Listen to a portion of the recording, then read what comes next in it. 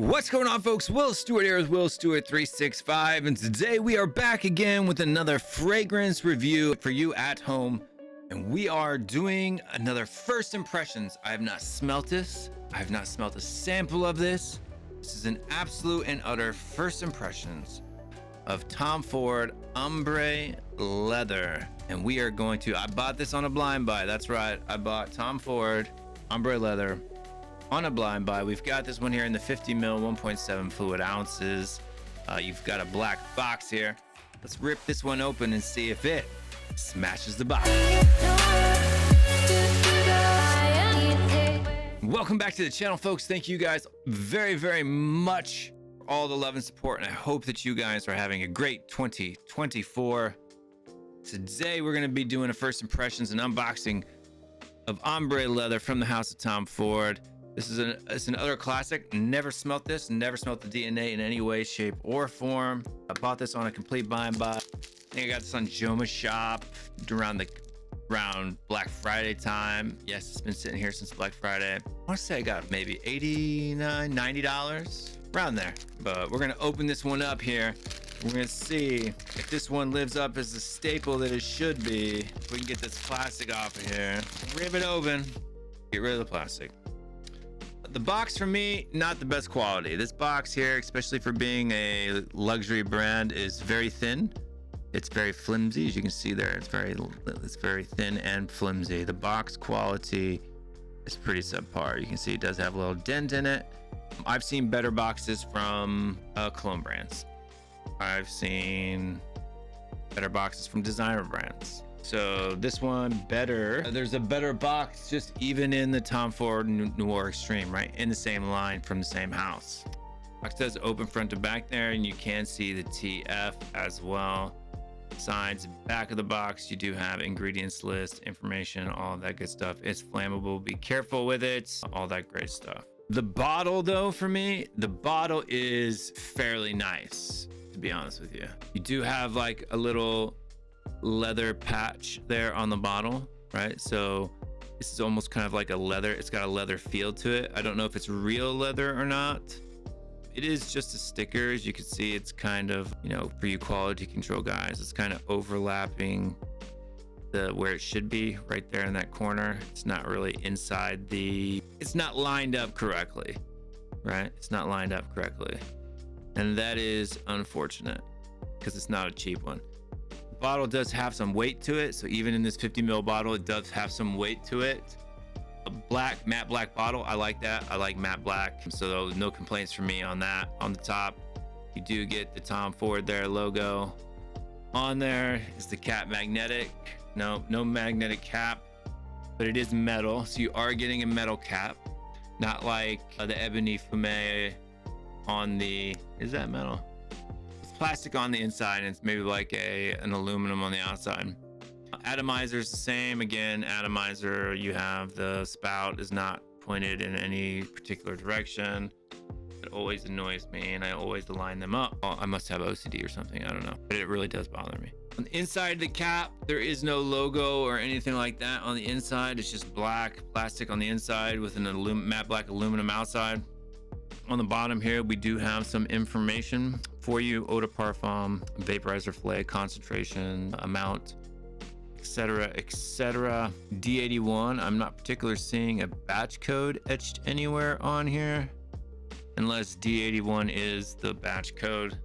Let's see if it's on the bottom of the box. Yeah, so it does have D81 on the bottom of the box again, and then 22045 for batch code peoples, but I'm guessing it's the D81 part, and you can see that right there, D81. Let's grab a handy dandy test strip. I am wearing a fragrance today, so I'm not gonna be able to spray on skin, but I can throw it on the back of my hand. Although I found that the back of my hand smells different than other places. It doesn't smell the same. So it's better than a test strip, but it's not like me spraying it on my arm, right? So we've got a test strip here, and we're gonna see how many sprays it takes to prime the test strip up, all of that great stuff. So 1, 2, 3. It's about 3 sprays before you start to get a good vibe on the test strip, right? Okay. Need to let this dry down a little bit. So I'm getting like a floral. In the initial opening, there is a bit of a fruitiness, but almost to the point where it smells like hairspray. But I don't mean just the alcohol burn. I'm talking like, if you remember the old Aquanet back in the day that came in the spritz bottle, not the aerosol cans, but the pump bottle. The opening that has kind of, it almost has like a fruity floral top to it, but then the leather is there underneath. It's kind of similar to Ebony Fume, to be honest with you.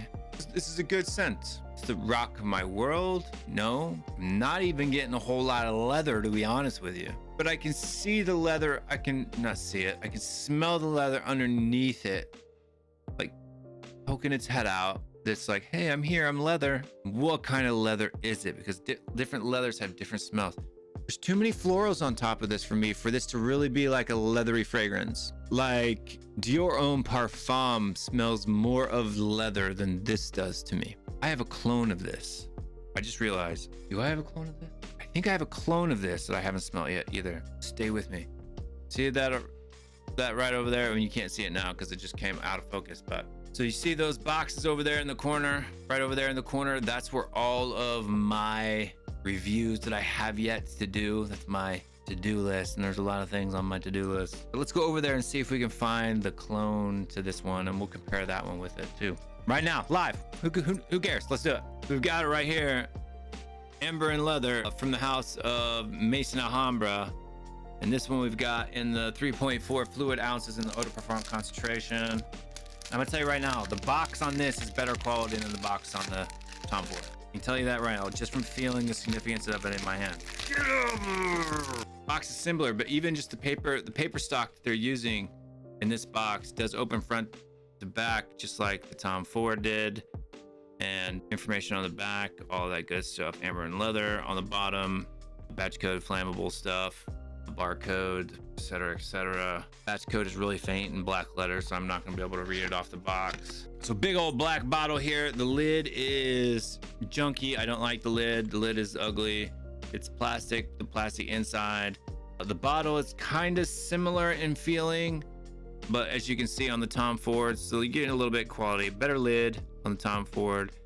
The leather tag or whatever is kind of inset into the bottle, whereas on this one it just sits on the outside, and this one feels more of like a foam than a leather feel to it, whereas the Tom Ford has a little bit of almost like it's like a real leather feel to it. But we don't really care about the bottles that much, and this one is very set deep, so the bottle is far bigger than it needs to be. That's why it's so giant. 50 mil, 100 mil. There's a big huge, there's more than 2 times the size, but that's because this one is recessed way up in there. You can see that recess, right? So I could probably almost fit the Tom Ford inside it. Not quite. You get the point, right? Atomizer looks like a plastic atomizer on this one, which isn't fantastic, but that's okay. But let's spray this one again here, and we will see. So about 3 sprays to get this one going too. Atomizer is very wide. Okay, wow. Okay, so the clone doesn't smell as good as the Tom Ford, right? The clone right hand, Tom Ford this hand. The clone does not smell as good as the Tom Ford, but it is spicier. But the leather doesn't really smell like leather, so the quality of the leather in the Tom Ford is better. But like I said, it's very soft. It's not loud at all. This is a moderate to low to moderate projecting deal, and I don't know if this has been reformulated or whatever. I just got these in around Christmas time. There's a different kind of smell in the Mason Alhambra.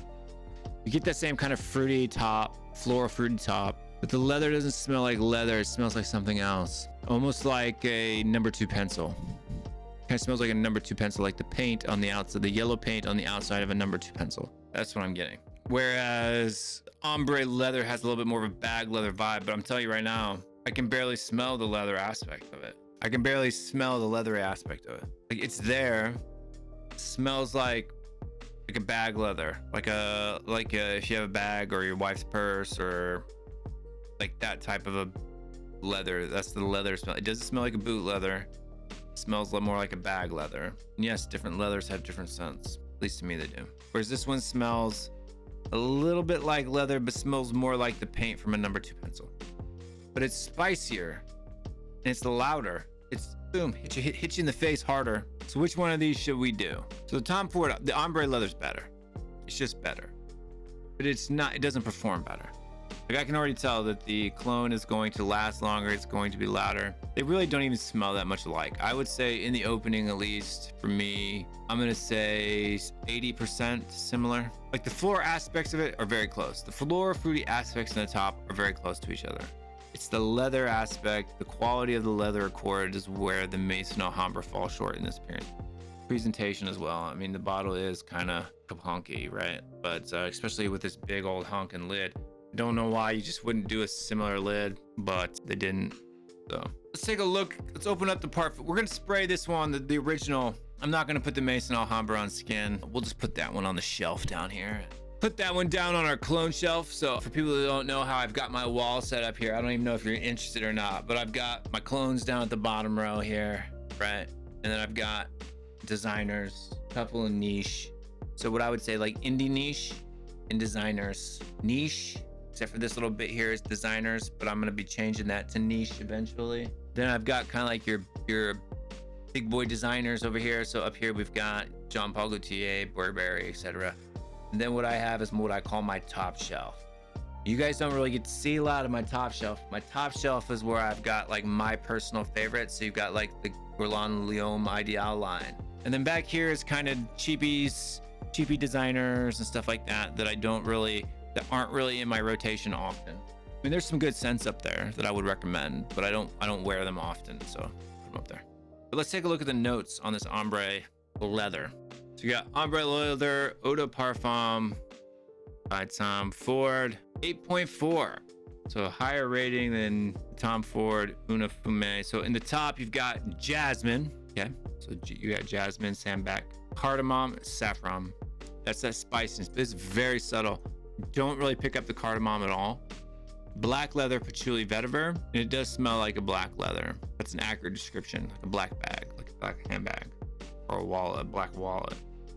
And in the base, you got amber and white mosses. So it's not overly spicy, and it's really not overly leathery. It's very subdued. It's very subdued, in my opinion. We put 2 sprays on the back of our hand here. I'm gonna tell you what, it smells similar to Ebony Fume. Like, you could layer these and it would work. I don't know what the outcome would be, but I mean, like, they're close enough in line where they don't clash. All right, so we put a couple sprays on skin with this one here. And on skin, after looking at the notes, we get more in the top than this just jasmine. I'm not buying that the only thing in that top is just jasmine, unless this cardamom is very light. Get a little bit of the patchouli, maybe a little bit, definitely black leather. It does smell like black leather, so that's accurate description. Vetiver, not so much. Maybe the vetiver is just in there doing something, elevating something, lifting something. And amber and white moss in the base. It's good. I got Ebony Fume. Scent profiles are very similar.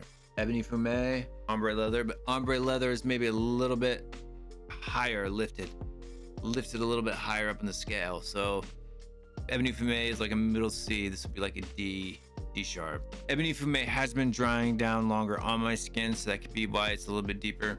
They do smell different. They are very close. There's not a lot separating them. I mean, these could be twins separated at birth. Like, I mean, they're that close.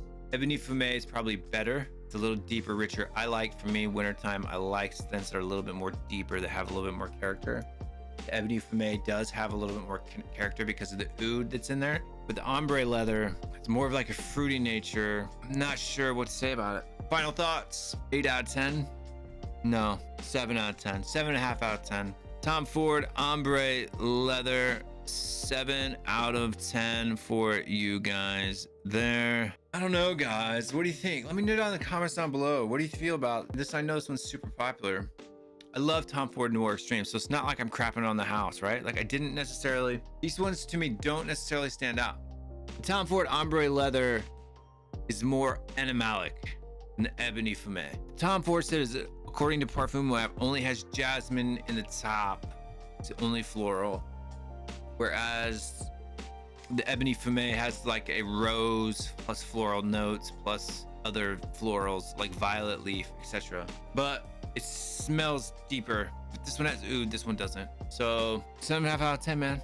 That's it. Final thoughts. Give it a sniff, man. Is it a better cost value than like the Ebony Fume? Yes. Does it smell as good as the Ebony Fume?